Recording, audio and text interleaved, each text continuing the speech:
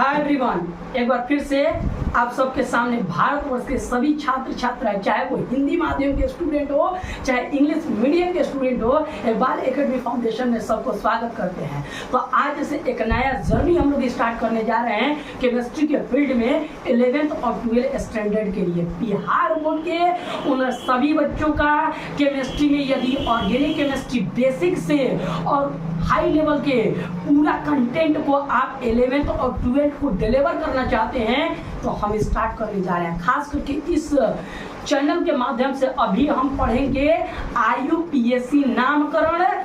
11th भी cover होगा और 12th भी कवर होगा, दोनों को पढ़ना होगा, क्योंकि इसमें जितने सारे फंक्शनल ग्रुप यानी क्रियात्मक समूह आते हैं उन सबका हम नेमिंग देख लेंगे। चलिए बाबू, टॉपिक हमारा रहेगा कार्बनिक यौगिक यानी कार्बनिक कंपाउंड। कार्बनिक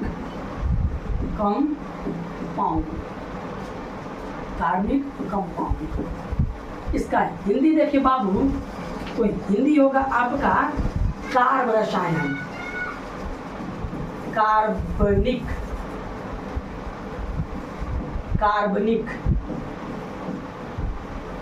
यौगिक।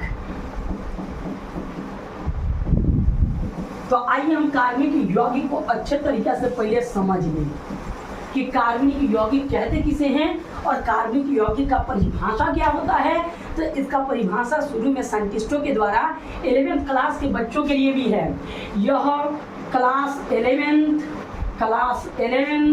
और क्लास 12th दोनों प्रकार के बच्चों के लिए है। हिंदी माध्यम के खास करके हम लोग बेसिक कंसेप्ट पढ़ेंगे IUPAC नामकरण। तो आइए बाबू, 11th और 12th क्लास के बच्चों को अच्छे से कंसेप्ट दिया जाएगा। हमारा पहला प्रश्न ऑर्गेनिक केमिस्ट्री में पहला टॉपिक आता है आपका ऑर्गेनिक कंपाउंड यानी बोले तो कार्बनिक यौगिक। तो कार्बनिक यौगिक को शुरू में परिभाषित बर्जीलियस नाम के साइंटिस्ट ने परिभाषित करने की कोशिश की थी। हम इस चैनल के माध्यम से 11th और 12th के जितने सारे कंटेंट होते हैं छोटे छोटे टॉपिक लेकर के और पूरा अंत तक यानी छोटी छोटी टॉपिक को छोटे छोटे वीडियो में हम क्लियर करते चलेंगे। तो आइए कार्बनिक यौगिक को हम परिभाषित करते हैं।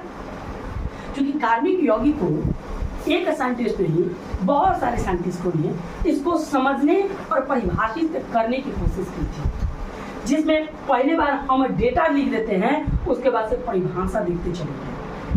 तो आप इतना समझिए बाबू, बर्जीलियस नाम का एक साइंटिस्ट था,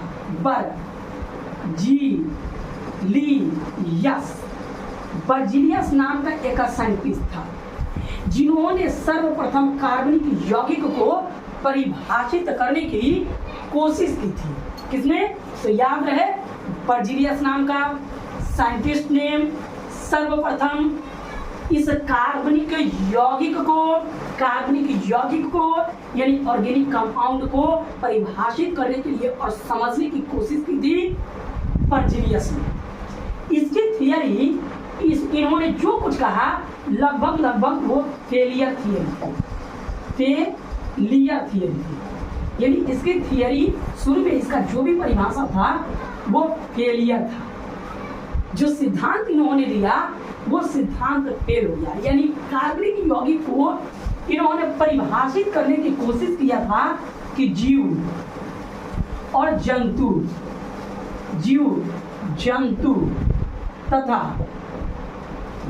तथा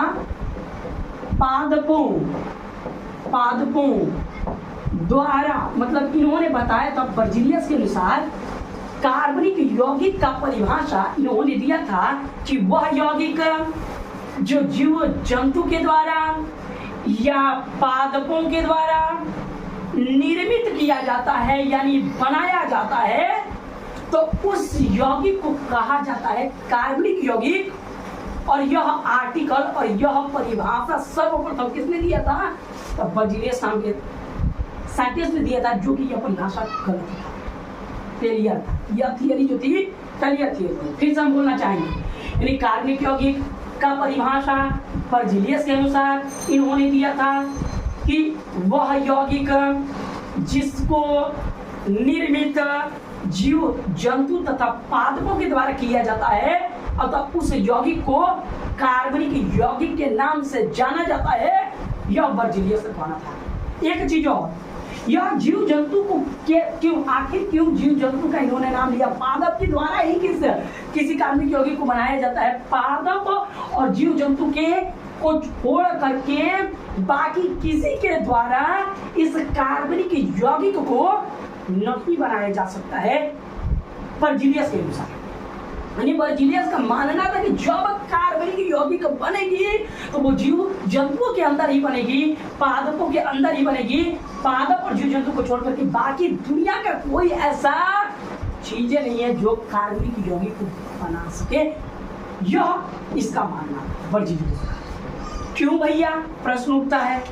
तो बर्जीलियस के अनुसार जीव जंतुओं के अंदर एक शक्ति पाई जाती है, विशेष प्रकार का बल पाया जाता है जिसके द्वारा अभिक्रिया संभव हो पाती है, तभी जाके कार्बनिक यौगिक बन पाते हैं। तो जीव जंतु तथा पादपों के अंदर एक जैव शक्ति पाई जाती है, जैव शक्ति पाई जाती है जिसको इंग्लिश में वाइटल फोर्स कहते हैं। वाइटल फोर्स करते हैं और ये वाइटल फोर्स के अनुसार कार्बनिक यौगिक बनाया जाता है।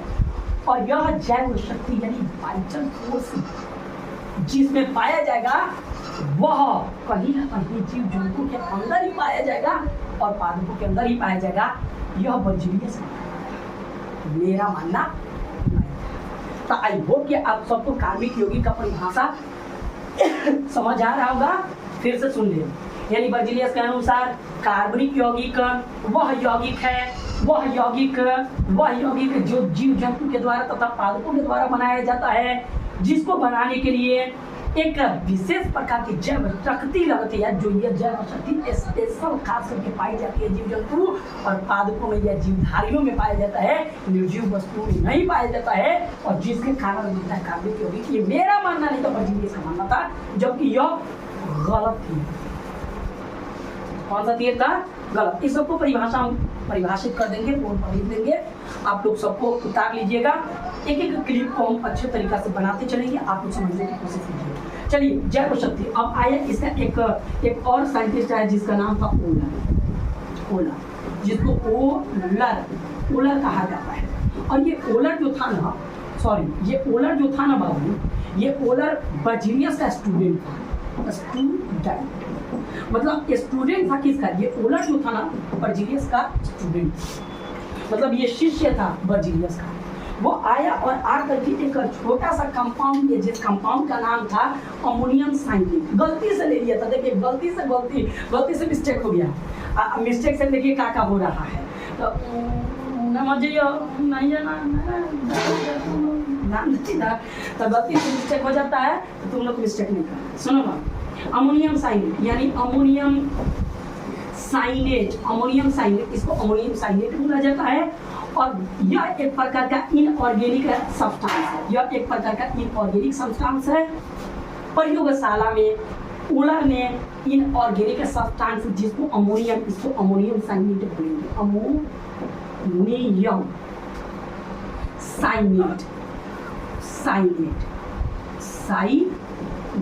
अमोनियम साइनेट बोलेंगे। और यह एक प्रकार का लवण है, यानी सॉल्ट है, नमक है जी। इसका रंग कलरलेस होता है, यानी रंगहीन होता है। तो ओलर ने क्या किया, अमोनियम साइनेट लिया और इसको किया कुछ नहीं बल्कि थोड़ा सा हीट कर दिया। गया था अपनी गर्लफ्रेंड से बात करने के लिए और थोड़ा सा हीट पर करके इसको छोड़ दिया। यह इनऑर्गेनिक कंपाउंड है और सॉल्ट है, एक प्रकार का लवण है जो रंगहीन लवण है। हुआ यूं कि जैसे हीट किया इसने और गर्लफ्रेंड से बात करके आया और देख रहा है कि यह कंपाउंड बदल गया है, इस कंपाउंड में बदल गया है NH2, C double bond O और फिर NH2, इस कंपाउंड में बदल गया है। जबकि यह कंपाउंड को बोला जाता है बाबू यूरिया। यूरिया, और यह यूरिया कहाँ से निकलता है? तो जो जीव जंतु के टॉयलेट होता है, मतलब मूत्र मल होता है, उस मूत्र मल के अंदर पाया जाता है कंपाउंड जिसका नाम है यूरिया, जो एक कार्बनिक यौगिक था। तो प्रयोगशाला में सर्वप्रथम किसने बनाया था? तो ओलर नाम के साइंटिस्ट ने यूरिया का निर्माण किया था प्रयोगशाला में सर्वप्रथम। याद रखिएगा कि प्रयोगशाला में सर्वप्रथम कार्बनिक यौगिक का निर्माण किसने किया था? तो ओलर नाम के साइंटिस्ट ने किया था। क्या प्रयोगशाला में निर्माण किया था? उससे पहले कार्बनिक यौगिक नहीं बनते थे? बनते थे। कहाँ बनते थे? जीवधारियों के अंदर बनते थे। जब वो कंसेप्ट को किसने दिया था?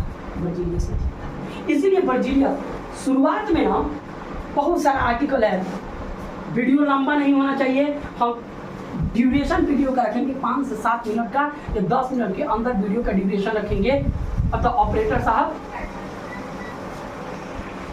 तो बाबू वीडियो का ड्यूरेशन हम 10 से 15 मिनट के बीच में रखेंगे या 7 से और 10 से नीचे रखेंगे। तो लंबा चौड़ा हो जाएगा वीडियो, काट किया जाएगा। रिकॉर्डेड लेक्चर है तो रिकॉर्डेड लेक्चर होता प्रॉब्लम होता का किया जा सकता है। तो याद रखिएगा बर्जीलियस के अनुसार कार्बनिक यौगिक को परिभाषित किया जा सकता है जीव जंतु वे यौगिक जो जीव जंतु तथा पादपों के द्वारा निर्मित किए जाते हैं, और उन यौगिक को कार्बनिक यौगिक बोला जाता है। और कार्बनिक यौगिक को निर्माण करने के लिए एक विशेष प्रकार का बल लगता है, किसके अनुसार? बर्जीलियस के अनुसार। और वो विशेष प्रकार का बल जीवधारियों में ही से पाया जाता है, और वो विशेष प्रकार के बल को, मिस्टीरियस बल को जैव शक्ति के नाम से जाना जाता है, जिसको वाइटल जैव शक्ति के नाम से जाना जाता है, जिसको वाइटल फोर्स कहा जाता है। सुनिए बात, ओलर आया, और ओलर मतलब इसका कहना था कि जब भी कार्बनिक यौगिक बनेगा वो जीवधारियों के अंदर बनेगा, मतलब जीवधारियों के बाहर नहीं बनाया जा सकता है। ओलर ने क्या किया? पहली बार अमोनियम साइनेट को लिया, गर्म किया, अपने आप यूरिया बनकर तैयार हो गया। जबकि ये यूरिया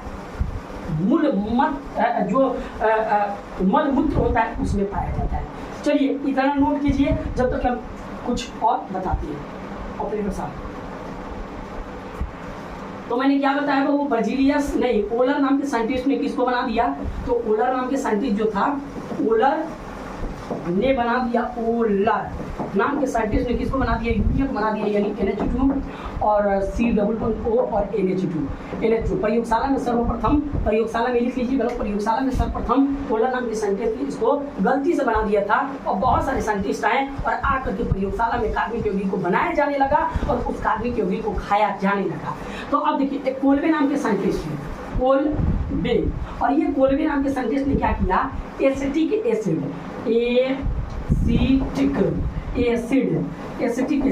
जिसका स्ट्रक्चर होता है CH3 और C डबल बॉन्ड O और ये OH, इसको एसिटिक एसिड कहते हैं। इस एसिटिक एसिड का निर्माण यानी बोले तो प्रयोगशाला में किसने बनाया? जब ओलर ने यह बना दिया यूरिया को, जब यूरिया को ओलर ने बना दिया था तब जाके बहुत सारे साइंटिस्टों का रास्ता खुल गया, और इसको देख करके, इसका नकल करके बहुत सारे साइंटिस्टों ने प्रयोगशाला में बनाने लगे बहुत सारे एसिडों को। जैसे कोल्बे को बनाया एसिडिक एसिड, कोल्बे ने बनाया। एक आता है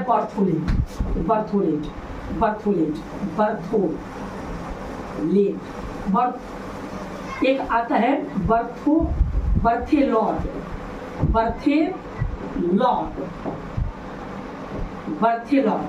बर्थेलॉट। ये बर्थेलॉट नाम के साइंटिस्ट ने मीथेन को बनाया था, यानी आप कह सकते हैं मीथेन को किसने बनाया था? तो मीथेन को बर्थेलॉट नाम के साइंटिस्ट ने बनाया था, जिसका स्ट्रक्चर होता है CH4, और इसको आप इस तरह से भी लिख सकते हैं C डबल बॉन्ड CH, इसको आप मीथेन कह सकते हैं। तो ये बर्थोलेट ने किसको बनाया था? मीथेन को बनाया था। कोल्बे ने किसको निर्माण किया था प्रयोगशाला में? किसने किया था? अमोनिया का निर्माण हुआ था प्रयोगशाला में, किसने किया था? ओलर नाम के साइंटिस्ट ने किया था। मिलते हैं, keep watching S the video, watch more, thank you so much, thanks a lot. एक चीज और, सब्सक्राइब करें, लाइक करें, शेयर करें, और इन सारी हेल्पफुल वीडियो को उन बच्चों तक पहुंचाएं जो रूरल क्षेत्र में यानी ग्रामीण क्षेत्र में जिन बच्चों को नीट का तैयारी करने का चाहे इन सारी कंसेप्चुअल चीज़ों को अच्छे तरीके से अगर केमिस्ट्री के ग्रामीण क्षेत्र में अच्छे अवेलेबल शिक्षक नहीं है तो यह वीडियो उन तक पहुंचाइए जिनको यह जरूरत है। Thank you so much. Thanks.